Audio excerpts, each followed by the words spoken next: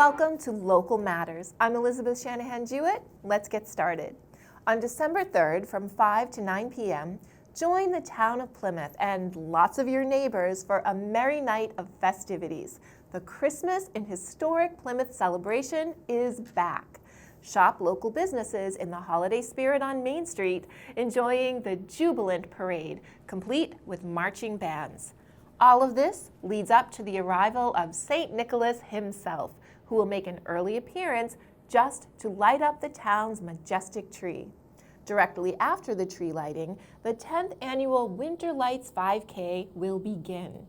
At 6:15, head to the Main Street starting line at the intersection of Brewster and Russell Streets and run or walk through downtown and along the waterfront, completing a night that is a perfect way to kickstart the holiday season.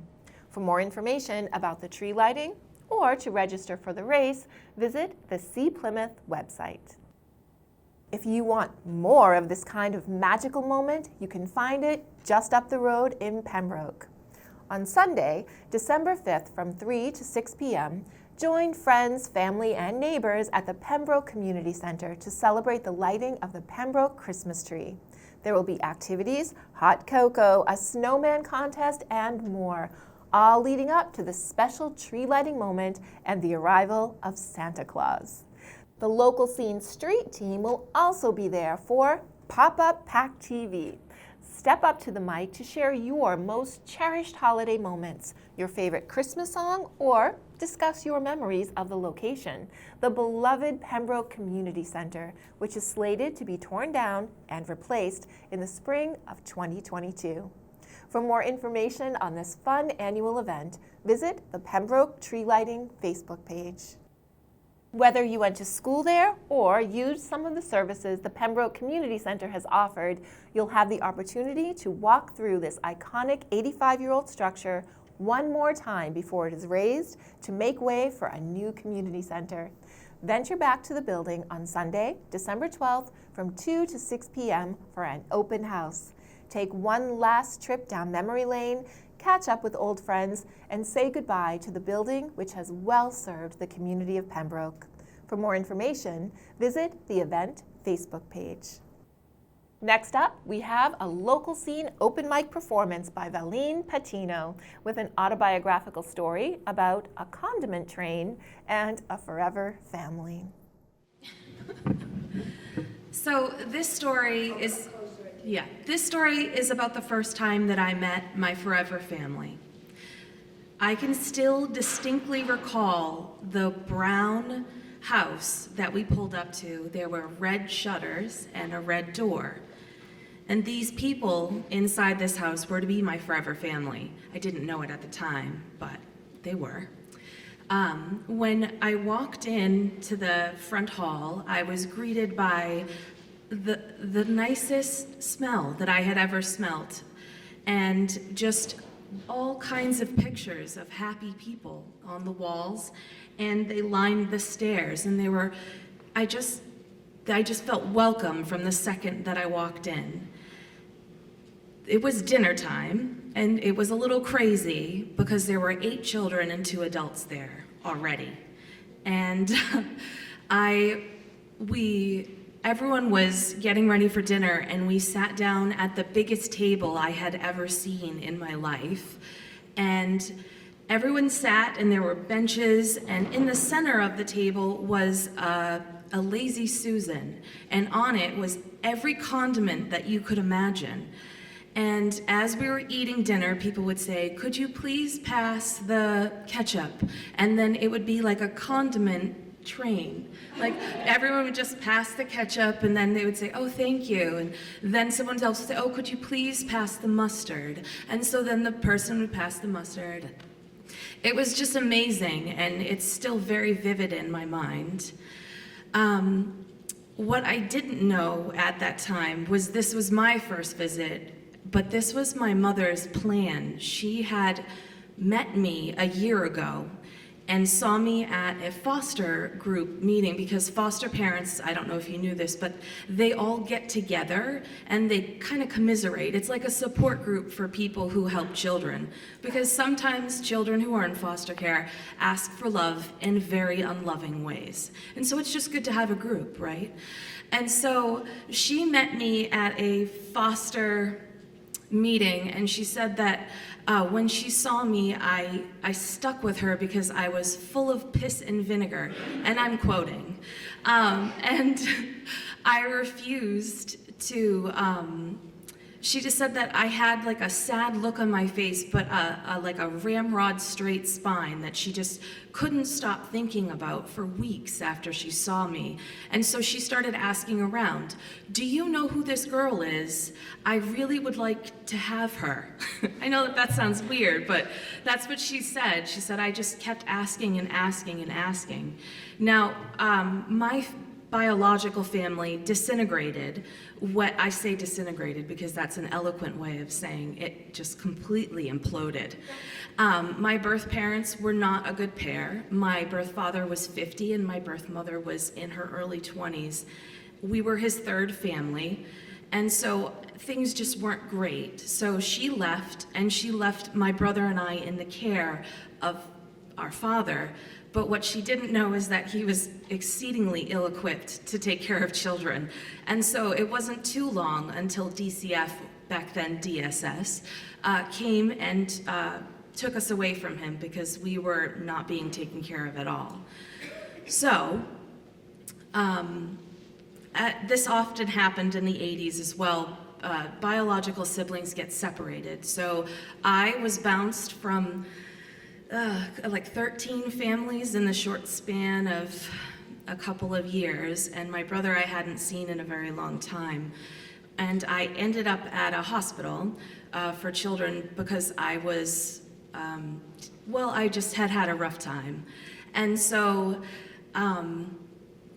it just so happened that this meeting that I thought was the first time was not the first time. And these people became my forever family, and I'm ever grateful for them. But it just seems like it was all serendipity, but it wasn't. It was careful planning on my mother's part. And so I'm ever grateful to them. And they're wonderful people. There are 12 of us all together. And we still do a condiment train at dinner every night. Thank you. Thank you, Valleen. We all know the holiday season can be filled with joy and merriment, but it can be a little scary too. On December 5th from 2 to 8 p.m., get into the holiday haunt by joining Inebriart's second annual Krampus Scavenger Hunt. Gather your crew and bring along a few non-perishable food items where you will be released into the night to complete as many photo challenges as you can. Teams are limited to 6, and you will be given bonus points if you and your teammates include a Krampus in the festivities.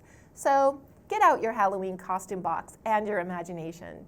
Create an Instagram account for your team, as all photos will be monitored by hashtag, and your team will only be given points for photos uploaded to Insta. The hunt will begin at the British Beer Company in Plymouth and end at Moonrise Cinemas in Kingston, where the drive-in will be showing classic Christmas TV specials. What's better than that? This. All donations will benefit the Plymouth Area Coalition. To register your team, direct message Inebriart via Instagram. Cannabis use among older adults in the U.S. has been steadily increasing due to lifted restrictions in many states, reduced stigma, and research studies reporting therapeutic benefits. It makes sense that responsible potential users have a lot of questions. On Tuesday, November 30th at 1 p.m., join Triple M Dispensaries and nurse practitioner Rose Kane at the Plymouth Center for Active Living for an open discussion on cannabis. Bring all of your questions for this free and in-person only talk. Registration is appreciated, but drop-ins are welcome. Call the center to register. From movie nights to crafternoons and an outdoor story walk, the Duxbury Free Library is a lot more than a place to borrow books from. Julie Thompson checked in with Library Director Denise Garvin to find out what's new And next, for the Duxbury Free Library. So pleased to welcome you today, Denise Garvin. You are the library director in the town of Duxbury. So tell me a little bit about how you got to the position you're in right now. Well, thank you for having me here. This is a real pleasure to come on and talk about the library. I think my story is pretty stereotypical. I was one of those kids that hung out at the library. That was one of my favorite places to be. My childhood library was in this big community center that was also the home to the fire department and the community theater, and that's where I took ballet lessons, and that's where I saw my first movie and graduated from high school. So it was a really, really big part of my life. You know, there's home, there's school, and then there was this big, vast building that had my books and you know all the things that I loved so much as a kid. And that's everybody's story, really. You know, people who either work in libraries or love libraries, they can trace it all the way back to childhood and that just being a place where they felt safe and comfortable and happy. Yeah. And what I didn't realize, though, until I was well into adulthood, was that I always gravitated to those places. You know, when my kids were little, I would volunteer at the school library and the local public library. And right out of college, I worked at an ad agency in Boston, and I found this was, you know, pre-PC, everything was still, you know, paper, and found the little cubby hole that was the agency's library, and I hung out in there, and it was really one of those forehead slapping, you know, like, why don't I just become a librarian kind of thing? I love this. And so here I am. I've worked here for 16 years and have been in a lot of different positions here. Yep. Worked in just almost every department. Great. So it feels natural to, you know, to still be here and to be working with these great people that I've known for so long. So you bring not only a wealth of experience, but your motivation for being there has been always, which is wonderful. Let me just bring us to libraries are more than books, clearly. Your library, people can borrow things, they can learn things, they can attend events. You even have a digital media lab, which is crazy. Talk to me about what is the most popular aspect of the Duxbury Public Library. Oh, I don't think it's possible to name just one thing. Our programs are very popular. We do a lot of programming for, you know, all ages, little babies all the way up through. And you mentioned our unusual item collection, and it is very large. We're very proud of it. We have everything from musical instruments to a sewing machine. You can learn new hobbies. We have our most popular unusual item is our meditation kit, which it was one of the first things that we started the collection. We had about 10 items, and that was one. And it's still, even after all these years, it's constantly being checked out and people gravitate to it. It says a lot, I think, about society that's a really popular item. And, you know, we do have a wonderful collection, but I think we really tick a lot of boxes here. We don't just keep our focus on one thing. We really are, we are something for everybody. Right, clearly. I think we listen to the community, to what they want, and then, you know, we're fortunate that we're in a position where we can, you know, answer their call, you know, to what, you know, whether it's buying certain types of books for them or holding certain types of programs or, you know, we're on a school campus. I'm not sure if people who don't live in Duxbury might not realize that, but we're on this big, beautiful campus at schools. So we get all the kids. When school lets out, they come over here. And so naturally in the afternoons, our focus shifts to, you know, elementary school and middle school kids and the high school kids too. So, you know, we really respond, I think, very well. So I can't pick one thing that we do That's good. in particular, That's good, but I that will you say can't. that our response is probably our best thing. Yeah, that's terrific. Tell me about how the pandemic affected the number of people that attend the library and how you had to switch to some things being virtual versus in person. Right. Like everybody did, right? We made the move to digital pretty much immediately. Like within the first few days, we started putting our programs up there. And it's kind of funny to think about now, right? We were all doing programs from our living rooms and our dining room tables. and it started to seem really normal. We just, brainstorming about how we can continue to offer more than digital to patrons. And we just one of those, in best possible scenarios, we build a library outside under a tent. And it was like, well, why not? So we bought one of those big, I call them wedding tents. I don't know what they're really called. And we literally moved every morning. We moved books and music CDs and DVDs, just a massive amount of materials out under that tent every morning. And we're so lucky that we had the space to do it and the setup where we could do it. And we did that for pretty much the whole summer last year. Wow. And I know it's kind of amazing. I don't know if any other libraries did that. That is pretty terrific. That's incredible. I'm not sure. And then once it started to get too cold to be outside, and the staff were real troopers. I have to say that they stuck it out until I think they were wearing like heavy coats and gloves. Sure. Then we moved it inside and we turned our lower level into the mini library, and it was full service. We had a little computer lab down there.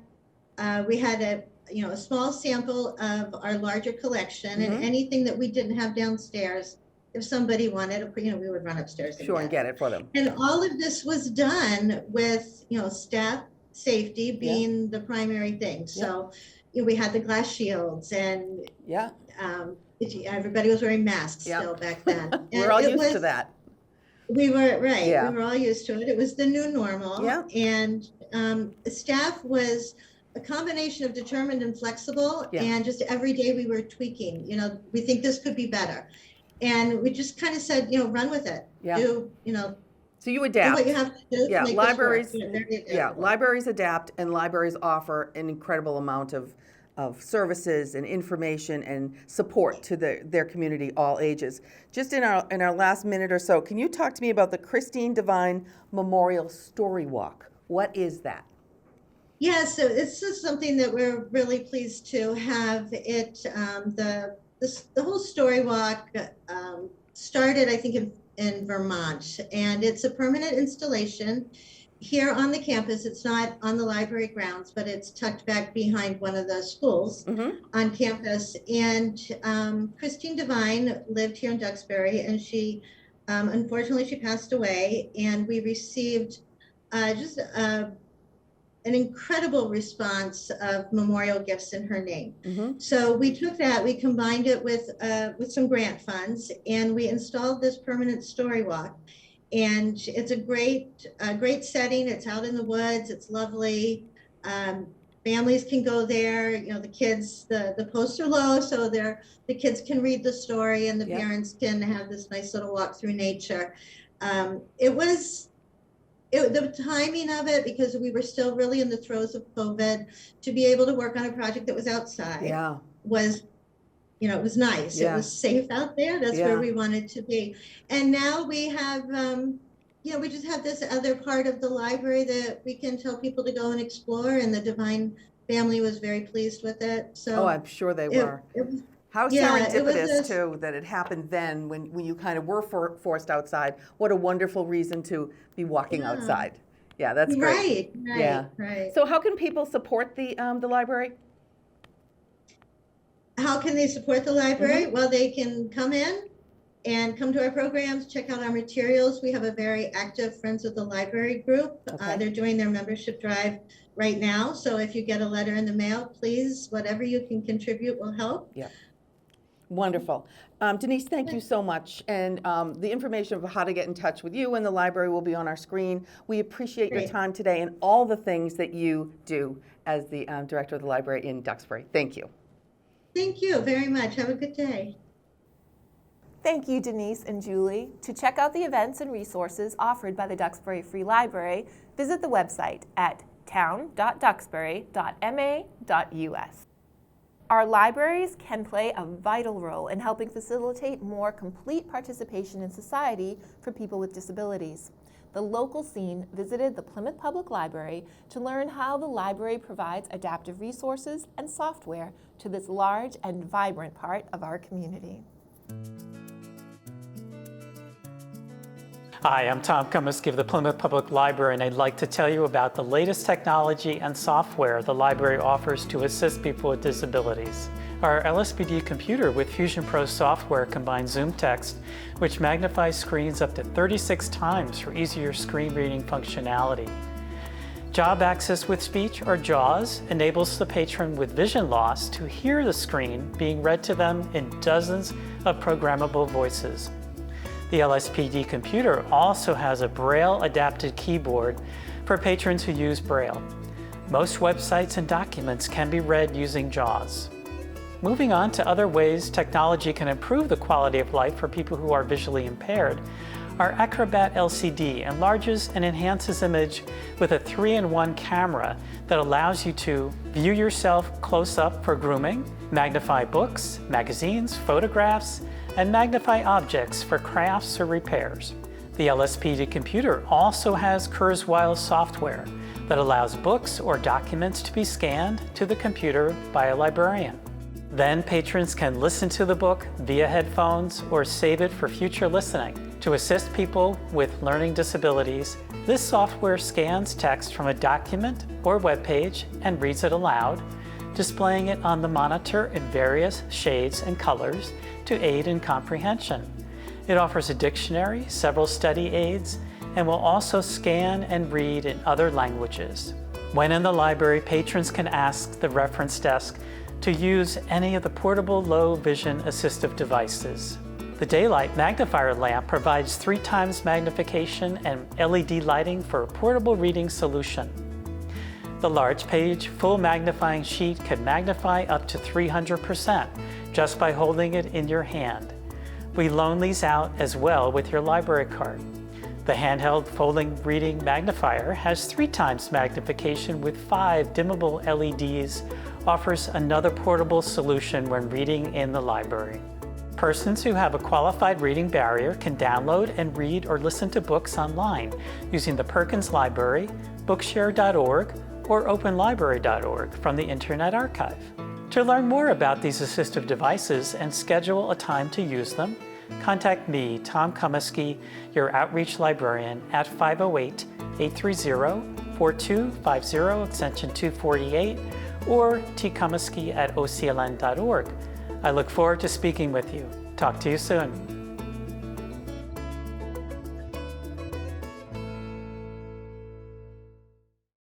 Historic Plymouth Memorial Hall is the setting for a one-day handmade holiday shopping festival on Sunday, December 5th from 11 a.m. to 5 p.m.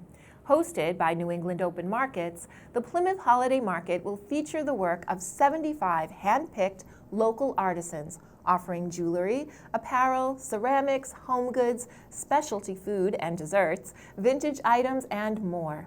Support the New England maker scene and make a dent in your holiday shopping list. Visit the event Facebook page to learn more.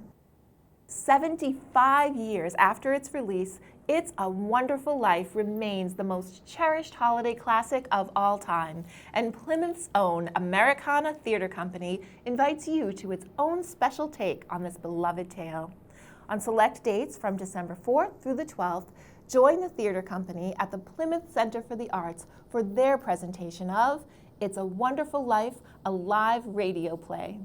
In this adaptation by Joe Landry and directed by Marianne Savelle, a small ensemble of 10 actors portray more than 40 roles as they recreate the look and feel of a 1946 Christmas Eve live radio broadcast of this family favorite. You'll experience the ultimately uplifting story of George Bailey and his existential struggles as audience listeners in a Center for the Arts transformed into the set of a broadcast radio studio, complete with on-air and applause signs, sound effects, and lots of nostalgia. You and your family will be transported to a simpler time in the story of how each person's life touches so many others.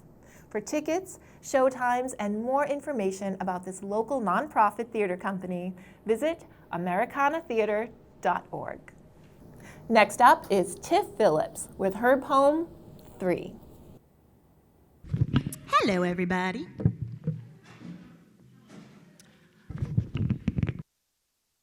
like the in-between, half short and half tall, I'm sorry. I'm Tiff, and this is 3. They say there are 3 loves in your life, that you love for different reasons, that turn the pages of your book and decide which chapters to lay themselves on. Number 1, you meet. It's sweet, you can't eat or sleep, and you're young, and maybe you're too young. And the sun revolves around your love, and it finally explodes, and then you implode, and then the sun goes away, and then your planet is just kind of hanging off its axis. That was my first. First loves are always in too deep, and I didn't even know what to do or how to act or how to be. 3 years of not quite understanding what relationships are, trying to pretend like you're grown, but girl, you are not. The truth is, I barely understood myself, let alone know how to understand anyone else, and when she decided that it was time to go, I did decide to go crazy. For a year, okay, 4 maybe. But it's okay, because she taught me how to forgive. We grew up together, and the heartbreak that we both felt, the broken chips that we created in each other, well, later those chips melted to fill in the spaces that filled these cracks. And in the end, these 2 young hearts became old friends. Number 2, your second love. Oh, girl, get ready, because this one gets messy. It starts off nice, and there's traditions and dates, and she moves not on the 3rd. No, not the 3rd year or the 3rd month or the 3rd week, the 3rd date, because we lesbians, we move quick. You begin to cusp what is enough and what you can handle and what you simply cannot. It's a hard love, one that you really fight for but really can't ever win. The kind of love that bruises you from the inside in, and you make a lot of excuses. Sorry, grandfather, she can't come to Christmas because she's got a headache. There's no headache. That girl hasn't made it clear that she finds your loud Italian family completely overwhelming. But you're settled, and she's comfortable, and even though she makes you feel stupid, and her tone is like a bullet that cuts through your chest, leaving you still sad and alone, it's what you deserve. It's always what you deserve. And sometimes it gets petty, real petty. And sometimes she leaves dishes in the sink when you've already cleaned them. And sometimes she doesn't make the bed, even when you've asked her 20 times, can you please just wash the dishes? Can you please just make the bed? And sometimes she forgets your birthday. And sometimes she disappears for days, and sometimes she comes back smelling like rum. And sometimes she doesn't come home. Most days she doesn't come home. And then she just really doesn't come home. And then you're left surrounded by her scattered clothes and guitars and in a lot of debt, because not only did she empty your heart, but she emptied your wallet too, and in her wake you lose yourself. And you impulsively try to find who you are again, because at this point, everything is just so out of body. Date after date, girl after girl, drink after drink, and everyone leaves the party because they leave to get married and buy houses, and you just kind of die inside. I won't say her name. She no longer has a name, because it's not okay. And we are not friends till this day. And yes, I did learn a lot, but it continued to not be okay for a really long time. But slowly, it happens. Your spirit slowly comes back into your body and you move. Your best friend has a baby. This baby girl just changes your life. And your brother has kids. And they change your life too. One even looks just like you. And suddenly, you're an aunt. You're a friggin' TT. You can't stay in bed all day. Because you gotta play dinosaurs. And you gotta play monkeys on the bed. And you have family and friends and little girls who laugh and hug you and look at you like their entire world.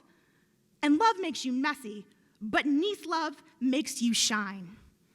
And what could you possibly, oh, hello, where did you come from? Number 3 comes out of nowhere. Number 3 hits you hard.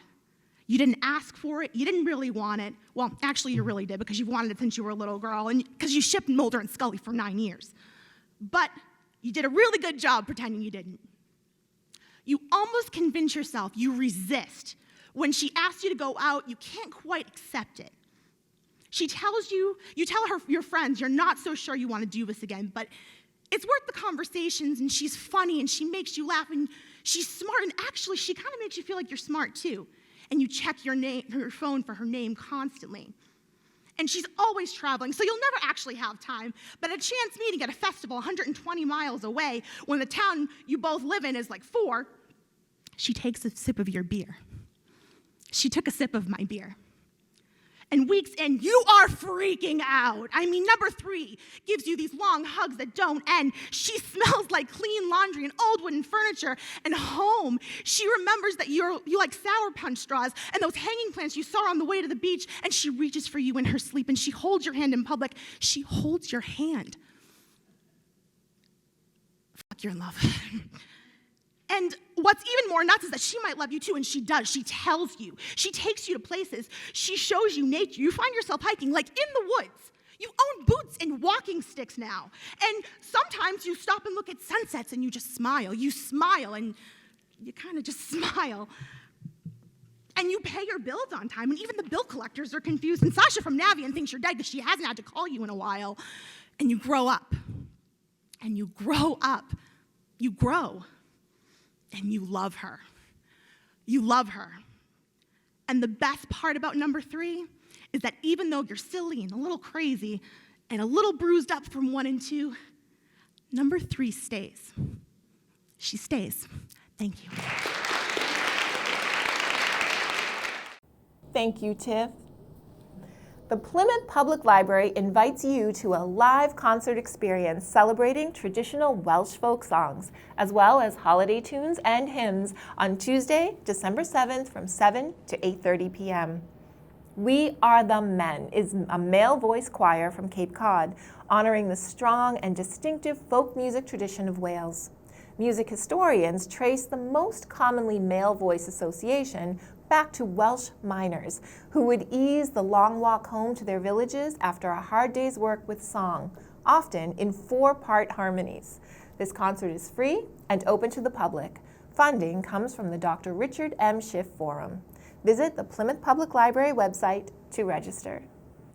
And visit packtv.org/thelocalscene for more of what's good and good to know in our community.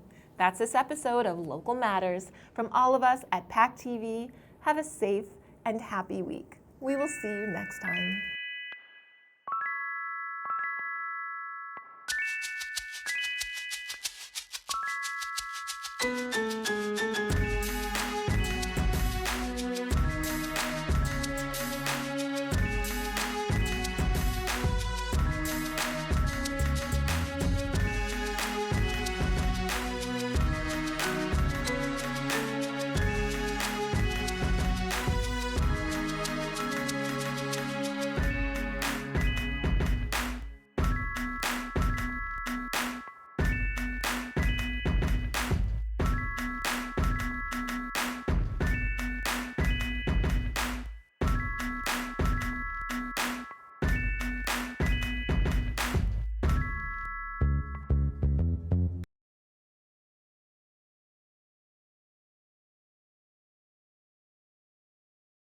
Thank you for watching. We are grateful for your attention. If you like what you saw, please like and subscribe to The Local Scene here and share everywhere. Thank you, friends.